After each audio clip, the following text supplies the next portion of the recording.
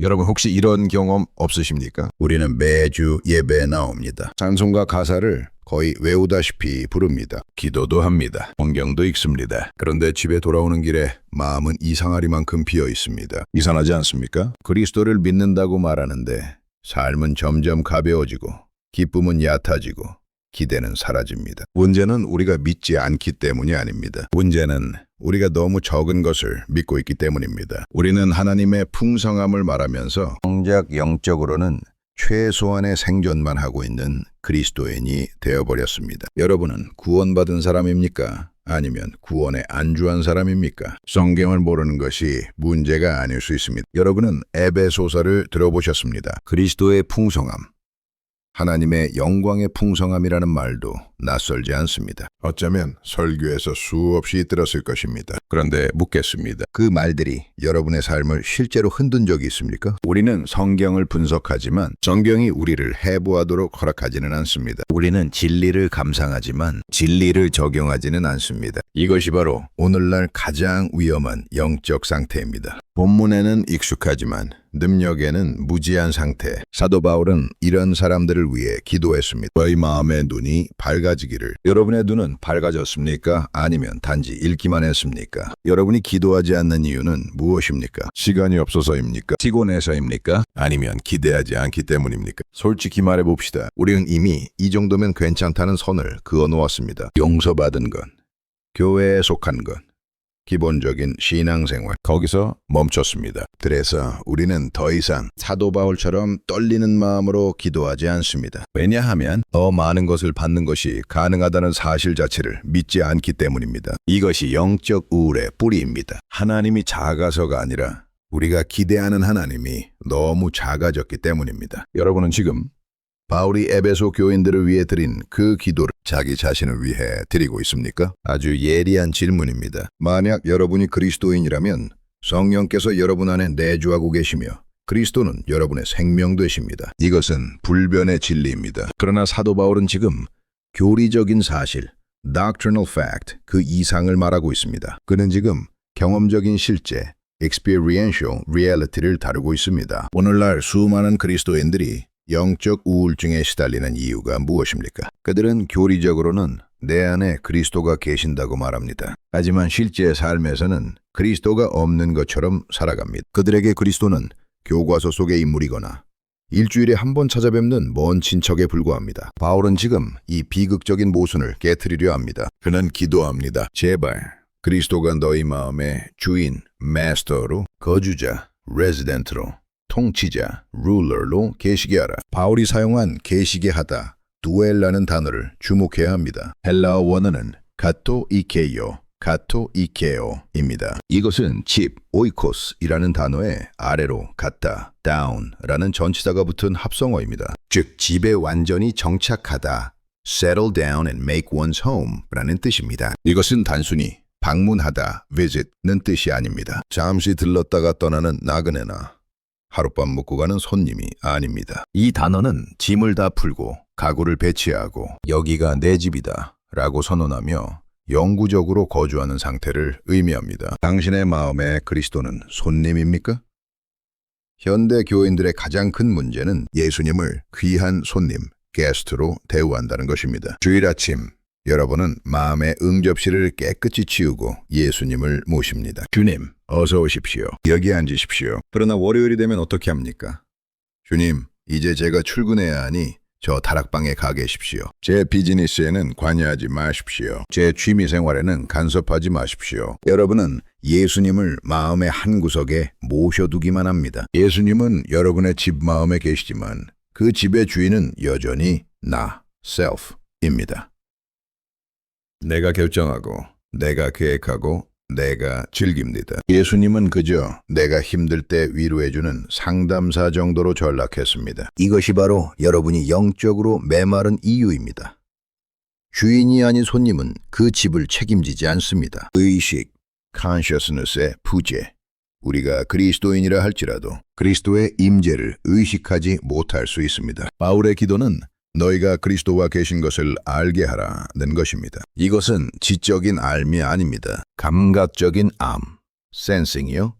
친밀한 암, intimacy입니다. 사랑하는 연인을 생각해 보십시오. 연인이 곁에 있으면 보지 않아도 느낄 수 있습니다. 공기 자체가 다릅니다. 그 존재가 나를 꽉 채우고 있습니다. 그런데 여러분은 예수님에 대해 그런 감각이 있습니까? 존 웨슬리의 후계자였던 존 플래처는 이것을 하나님 아들의 영적 현현 spiritual manifestation이라고 불렀습니다. 신비주의적인 환상을 보라는 말이 아닙니다. 정령께서 우리 마음의 그리스도를 너무나 생생하게 real 만들어서 마치 눈으로 보는 것처럼 그분과 대화하고 동행하는 상태를 말합니다. 이 의식이 없으면 신앙생활은 건조한 종교 행위가 됩니다. 바울은 이어서 기도합니다. 그 너비와 길이와 높이와 깊이가 어떠함을 깨달아 하나님의 모든 충만하신 것으로 너희에게 충만하시기를 구하노라. 이것은 인간의 언어로 표현할 수 있는 기도의 최절정입니다. 바울은 우리가 단순히 구원받은 것에 만족하지 않고 그 구원의 스케일에 압도되기를 원합니다. 지식에 넘치는 사랑을 알라. 바울은 지식에 넘치는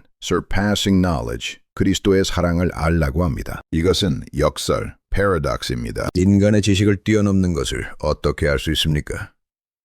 이것은 머리로 아는 지식이 아니라 가슴이 터질 듯한 체험을 말합니다. 아이잭 와츠는 찬송가에서 노래했습니다. 주 달려 죽은 십자가 우리가 생각할 때에 세상의 헛된 욕심을 다 버리네. 여러분은 그리스도의 사랑을 아십니까? 네, 예수님이 저를 위해 죽으셨죠. 아니요, 그런 정답 말고 그 사랑이 여러분의 심장을 찢어놓은 적이 있습니까? 그 사랑 때문에 밤새 울어본 적이 있습니까? 그 사랑이 너무나 커서 내 자존심과 야망이 쓰레기처럼 느껴진 적이 있습니까? 만약 그렇지 않다면 여러분은 아직 그 사랑을 모르는 것입니다. 여러분은 바다 사랑에 발만 담그고 나는 바다를 안다고 말하는 것과 같습니다. 바울은 우리가 그 바다에 빠져 죽기를 원합니다. 작은 병에 바다를 담으라. 하나님의 모든 충만하신 것으로 충만하게 하라. 이것이 가능합니까? 유한한 인간이 무한한 하나님을 담을 수 있습니까? 여기 작은 병이 하나 있습니다. 이 병을 태평양 바다 한가운데 던져보십시오. 병 안에는 바닷물이 가득 찹니다. 병 밖에도 바닷물이 가득합니다. 병은 바다를 다 담을 수 없지만 병은 바다로 풀해질 수 있습니다. 이것이 바로 성령 충만입니다. 우리가 신이 되는 것이 아닙니다. 그러나 하나님의 성품, 하나님의 사랑, 하나님의 거룩함이 우리 인격을 완전히 장악하고 통치하는 상태. 이것이 그리스도인의 목표입니다. 그런데 오늘날 우리는 어떻습니까? 우리는 너무 건강합니다. 너무 멀쩡합니다. 우리는 적당히 믿고 적당히 봉사하고 적당히 세상도 즐깁니다. 우리는 미친 사람 취급받기를 싫어합니다. 그러나 사랑하는 여러분, 미치지 않고서는 이 사랑을 알 수 없습니다. 초대 교회를 보십시오. 그들은 술 취한 사람 같았습니다. 그들은 하나님의 충만함에 압도되어 세상을 뒤집어 놓았습니다. 오늘 우리에게 없는 것이 바로 이 거룩한 취함입니다. 그렇다면 어떻게 해야 이 충만함을 얻을 수 있습니까? 많은 분들이 좌절하며 묻습니다. 목사님, 그건 바울 같은 성자나 가능한 거 아닙니까? 저 같은 평신도가 어떻게? 아닙니다. 바울은 지금 에베소의 평범한 성도들을 위해 기도하고 있습니다. 이것은 여러분을 위한 것입니다. 하지만 기억하십시오. 이 영광은 아무런 준비 없이 임하지 않습니다. 바울의 첫 번째 간구를 기억하십니까? 그의 성령으로 말미암아 너희 속사람을 능력으로 강건하게 하시오며 어떤 주석가는 이렇게 말했습니다. 배고픈 사람에게 힘이 필요한가? 밥을 주면 되지. 왜 밥 먹을 힘을 달라고 기도하는가? 이건 우스꽝스럽다. 이 얼마나 무지한 소리입니까? 여러분, 전쟁 포로 수용소에서 뼈만 앙상하게 남은 사람을 보셨습니까? 그에게 갑자기 갈비찜과 스테이크를 먹이면 어떻게 됩니까? 그는 죽습니다. 소화할 힘이 없기 때문입니다. 그에게는 먼저 미음을 주고 수액을 맞춰서 받아들일 힘을 길러줘야 합니다. 여러분의 속사람은 지금 너무나 약합니다. 여러분은 하나님의 영광을 감당할 체력이 없습니다. 만약 지금 당장 하나님이 그분의 압도적인 영광을 여러분에게 쏟아부으신다면 여러분은 그 자리에서 터져버릴지도 모릅니다. 무디는 성령의 임재를 체험할 때 하나님, 그만 주십시오. 제가 죽을 것 같습니다. 라고 외쳤습니다. 그러므로 기도하십시오. 주님, 제 속사람을 강건하게 해주십시오. 세상 근심에 찌들어 비틀거리는 이 약한 자를 성령의 능력으로 일으켜 세워주십시오. 그래서 주님이 내 마음에 들어오실 때 제가 도망치거나 무너지지 않고 그 영광을 감당할 수 있게 해주십시오. 이것은 낭만적인 기도가 아닙니다. 이것은 생사를 건 수술입니다. 여러분의 좁아터진 마음을 넓혀야 합니다. 여러분의 약해 빠진 의지를 강화해야 합니다. 그래야 왕이신 예수님을 모실 수 있습니다. 이제 저는 이 강단에서 내려가려 합니다. 그러나 그 전에 여러분의 영혼을 붙들고 마지막으로 묻지 않을 수 없습니다. 아니, 신문하지 않을 수 없습니다. 사랑하는 성도 여러분, 오늘 이 엄청난 하나님의 말씀, 하나님의 모든 충만하신 것으로 너희에게 충만하시기를 구하노라는 이 기도를 듣고 그저 참 감동적인 말씀이네. 바울은 참 글을 잘 쓰는구나 하고 고개를 끄덕이며 예배당분을 나서시겠습니까? 제발 그러지 마십시오. 그것은 여러분의 영혼을 기만하는 것입니다. 그것은 마귀가 여러분에게 주는 가장 달콤한 독약입니다. 알았으면 됐다라고 속삭이는 그 거짓된 평안을 찢어버리십시오. 저는 오늘 이 시간 여러분을 하나님의 진리라는 수술대 위에 눕혀놓고 영적 메스를 들이대며 묻습니다. 피하지 마십시오. 숨지 마십시오. 정직하게 여러분의 심장을 들여다보십시오. 여러분은 지금 행복하십니까? 여러분의 신앙생활에는 생명이 있습니까? 아니면 그저 습관처럼 반복되는 건조한 종교 행위만 남아 있습니까? 여러분의 마음에 그리스도가 진정 주인, 마스터로 계십니까? 그분이 여러분의 생각과 감정과 의지를 통치하고 계십니까? 아니면 여전히 나라는 자아가 주인 노릇을 하며 세상의 염려와 두려움이라는 파도가 칠 때마다 맥없이 무너지고 허우적거리고 있습니까? 많은 분들이 이렇게 대답하고 싶어 합니다. 목사님, 저는 구원받았습니다. 저는 교리를 믿습니다. 저는 교회에 봉사도 합니다. 그렇습니다. 압니다. 하지만 제가 묻는 것은 교리적 동의가 아닙니다. 제가 묻는 것은 경험적 실제, experiential reality입니다. 옆방에 누군가 살고 있다면 우리는 인기척을 느낍니다. 하물며 만물의 창조주이신 그리스도께서 여러분 마음에 거주하시는데 어떻게 아무런 느낌도, 아무런 충격도, 아무런 변화도 없을 수 있단 말입니까? 어떻게 그분의 사랑에 압도되지 않은 채 덤덤하게 살아갈 수 있단 말입니까? 만약 여러분이 나는 예수님은 믿지만 하나님의 충만함은 모른다 라고 말한다면 여러분은 지금 비정상적인 상태입니다. 여러분은 왕궁에 살면서 굶어 죽어가고 있는 것입니다. 그러므로 사랑하는 여러분, 오늘 이 시간 거룩한 불만족, holy dissatisfaction을 품으십시오. 자신의 영적 상태에 대해 분노하십시오. 하나님, 저는 가난합니다. 저는 껍데기뿐입니다. 성경은 충만함을 말하는데 바울은 기쁨을 말하는데 왜 저에게는 이 은혜가 없습니까?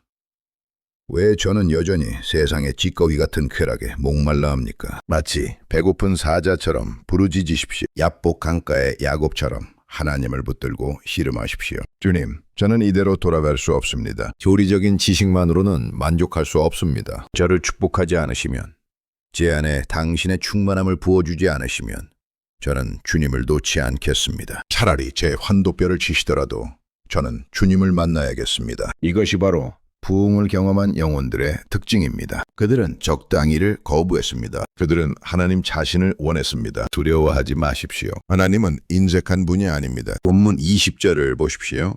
우리가 구하거나 생각하는 모든 것에 더 넘치도록 능히 하실 이에게. 여러분이 무엇을 상상하든 하나님은 그 이상을 주실 준비가 되어 있으십니다. 여러분의 입을 크게 여십시오. 여러분의 그 좁아터진 마음의 그릇을 기도로 깨트리고 넓히십시오. 기도를 멈추지 마십시오. 낙심하지 말고 구하십시오.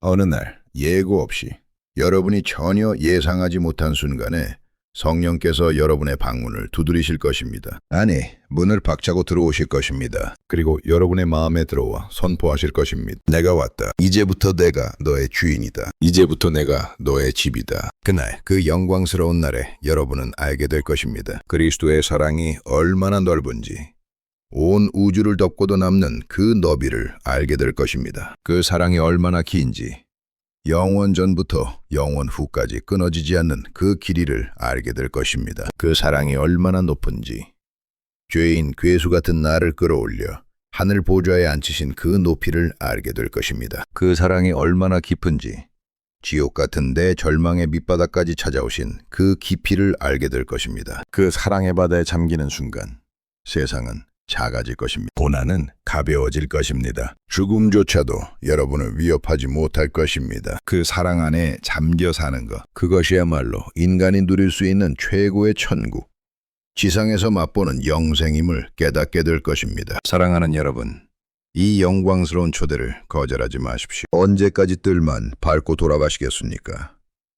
언제까지 맛있는 음식 냄새만 맡고 굶주린 채 돌아가시겠습니까? 그리스도를 더 이상 손님으로 대접하지 마십시오. 일주일에 한 번 찾아오는 방문객으로 취급하지 마십시오. 여러분의 전 존재를 안방과 거실과 은밀한 다락방까지 월세를 통째로 내어드려 그분이 영원히 편안하게 마음껏 거하시게 하십시오. 자, 이제 우리 다 함께 무릎을 꿇읍시다. 그리고 우리의 가난함을 인정하며 하나님의 충만하심을 갈망하며 전심으로 나아갑시다. 다 함께 기도하겠습니다. 오, 존귀하시고 영광스러우신 주님.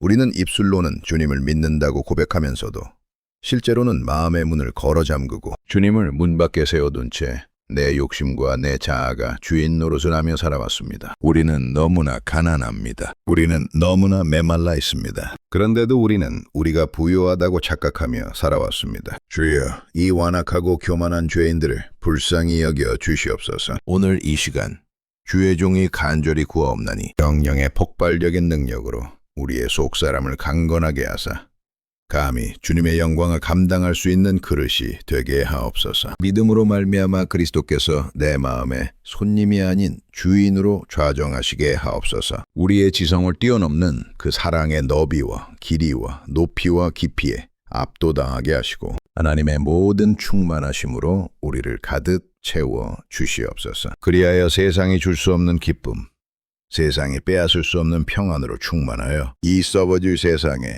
하나님의 생명을 전하는 거룩한 통로들이 되게 하옵소서. 우리를 빈 껍데기가 아닌 하나님의 영광으로 꽉 찬 알곡으로 변화시키실 것을 믿사오며 우리 안에 거하사 영원토록 통치하실 왕, 우리 주 예수 그리스도의 이름으로 기도합니다. 아멘.